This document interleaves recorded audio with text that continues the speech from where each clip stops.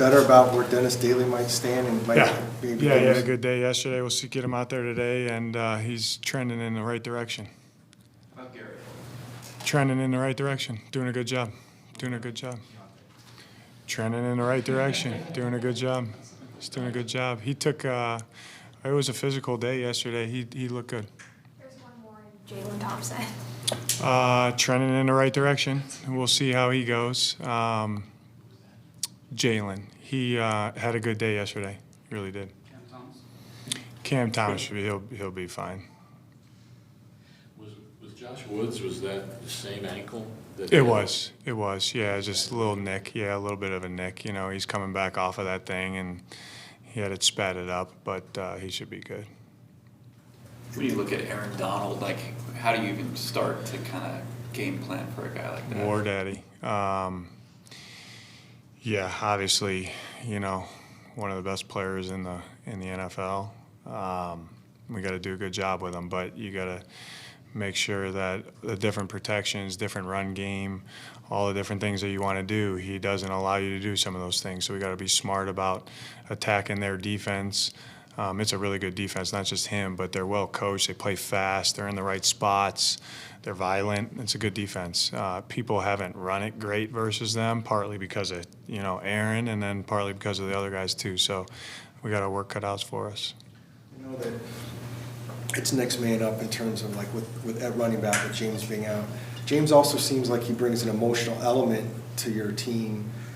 How do you feel that? Do you just rely on everybody else to kind of group together? Yeah, the other captain's got to step up, and then which they have done, and the offense and defense and special teams, everyone's got to kind of chip in there. But yeah, we'll miss him. He's one of our main leaders, and you guys know how I feel about him. But he's been the same guy that he's been here the last couple of days, even though he's not practicing with us. But he's doing a good job too. The assignment of, you know, Cooper Kupp coming in after what Jamar Chase just kind of did the previous week, do you have to challenge the guys in the secondary, or do they kind of understand the assignment? No, they understand explicitly what needs to get done. What's your thought on Nakua? And what did you guys, in your evaluation, what did you think of? Yeah, it's showing up. What we thought is showing up. I mean, they asked me that, I think, the other day, the production meeting. What is impressive to me is his route running ability. Just with, you know, the intricacies of that, of getting open. He looks like a 8-year vet, and I'm sure, and he did that well in college, but I'm sure then, you know, being with Sean and LaFleur and Kaylee and those guys over there, coaching those guys, have been around some good guys. The detail of how he runs routes, the different releases that he has, his body language, his eyes, how he comes in and out of the cut. I'm sure the quarterback helps him with that. I'm sure Cooper helps him with that. So it was a strength of his game that got stronger. You know what I mean? And that's why he's doing a good job. Zaven said it was above his pay grade when we asked him, like, how can you work in a guy like Majay in an already deep pass rush group? How do you envision? Yeah, he had a good day yesterday, and we'll keep getting him reps and get him back going here. I think, you know, we opened his window, obviously, but he had a good day yesterday. A little bit out of shape, even being, you know, trying to get his football lungs, as I call them. But he'll keep doing a good job. We know, excuse me, we know that Kyler will practice when he's ready to practice. Mm-hmm. How much is that decision linked to being confident that after the 3 weeks is up that he will be ready to play in terms of when you bring him back? Good. That's a really good question, Howard. It plays into it, but it's not the deciding factor. You know what I mean? So, yeah, like I said all along, we have a plan of how we kind of when we want to open his window, and that's going to come from him first. But I like where that's at. Again, he's improving every day. That is a part of the equation, you know, but that's not the end-all, be-all. Like, you have to play in 3 weeks when we open up your window. That's not the case. That's not how we're treating it. So there's all kinds of different scenarios where he might play a little quicker, it might take him a little longer, and that's okay. Is there anything with this Rams defense that's most important for Josh Dobbs this week? You got to protect the football, I think, and then on first and second down, we got to be efficient in the run and pass game. You mentioned with Majay being a little out of shape, and he did have some camp and all that.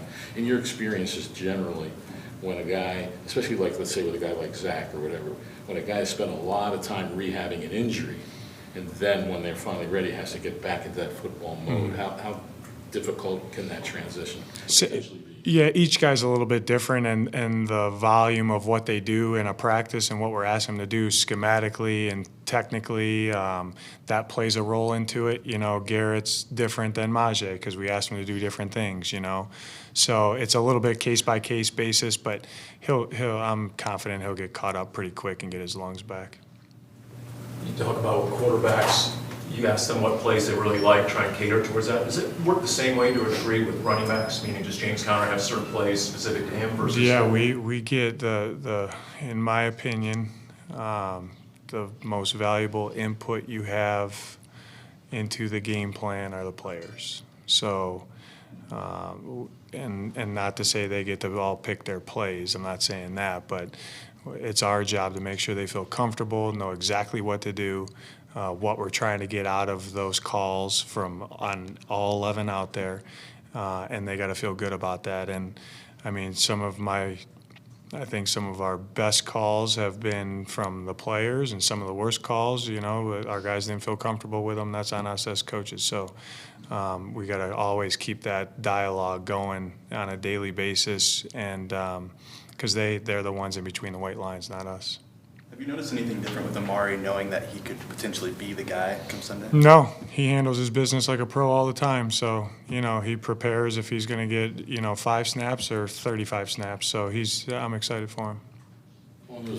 How much do you think the new running backs, like with Damian, was here at the end of last week, and then? We'll see. Kind of still evaluating it. They're doing a good job. You know what I mean? I mean, that and, you know, the protection things of that position are critical. So that's a big learning curve, you know, when you get in here or when you're trying to play quick for those guys. But they're both intelligent, Damian and TJ. I like where they're at, and see how they go today and then tomorrow and make the decision who's up and playing. You mentioned with Amari the other day about his protections. Really Sometimes good. that's a big adjustment for rookies. Have you been impressed with how quickly he took? I have. I mean, he kind of started his role was that, you know, the first third down back. That plays into the mental part of it and to the skill set part of it. So he's done a really good job with that. Normally that's a thing that guys first year, second year, third year in struggle with that, you know, and he has not struggled with it. In your first year, is Sean McVay one of the coaches you look at in terms of a guy who's been able to come in and build success, build a program, and be successful year after year? Yeah, I mean, it's impressive what he's done in his career, obviously, you know. What I really like about when I watch the tape is this is what I'm running because I like to run it. He adapts and evolves weekly, yearly. You know, I think he does a really good job of putting his players in positions to make plays with what they do well. And that's very evident as you watch the tape. Back to Cooper Kupp, you hear he has this huge route tree, so what does that mean for a secondary, or what's most important for a DB there? You got to know within each call where you fit into the call. You know what I mean? And if he beats us on this in this call, so be it, but he can't beat us on this. So we got to play our leverage the correct way. We got to be consistent with our technique. We got to be in the right spot. Our eyes have to be right. And we got to know, they got to know how they fit into each call to try to help negate them a little bit. Do you anticipate Buddha being able to practice next week? We'll see. Trending in the right direction, but, you know, kind of a day by day, you know. Phillies or D-backs? Come on, man. Congrats, yeah. I mean, D-backs. It'll be a defensive series. On NFL Network, yes. Peterson, Friday the 13th, if he's superstitious. How about you? Who did Doug Peterson was asked how superstitious he was this morning, Friday the 13th. How about you, in general? 0. All right. Thank you, guys.